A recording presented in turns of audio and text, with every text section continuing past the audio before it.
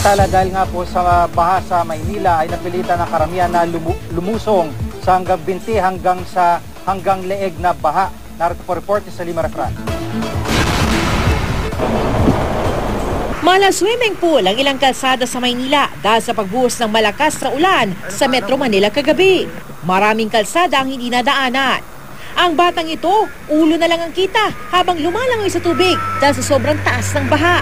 Ang isang convenience store sa may Pedro Hill, pinasok na ng tubig. May mga sasakyang tumirik. Ang ilan, itinulak na ng ilang residente.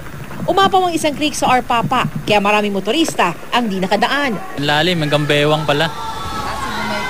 Oo, tapos may dumang bus pa, naku, hanggang leg tuloy lalo. Pero wiso rin ang inabot ng mga stranded na pasaherong tila pasang sisiw sa ulan. Ang ilan sa kanila, nasa kluluhan ng Red Cross. Nabalande ko yung truck namin eh. Stranded. Divisoria po, mamimili. Hindi, hanap po kami sa sakyan. Sa may Araneta Avenue sa Quezon City, hanggang bewang ang tubig. Ang ilang residente, nagbangka na para makatawid ng kalsada. Maraming pasahero rin ang stranded. Sa Marikina, hirap sumakay ang mga pasahero dahil konti lang ang bumabiyahing jeep. Pinahari ng ilang lugar sa Barangay San Francisco, Barangay Lamayan at Boni Avenue sa Mandaluyong at Pasong Tamot Buendia sa Makati. Binahari ng ilang bahagi ng Caloocan sa may Sangang Daan. Dahil sa masamang panahon, kanseladong pasok sa pampubliko at pribadong paaralan sa malaking bahagi ng Metro Manila.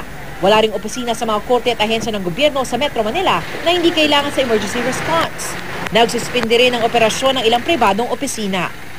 Sa Lima Refran, GMA News.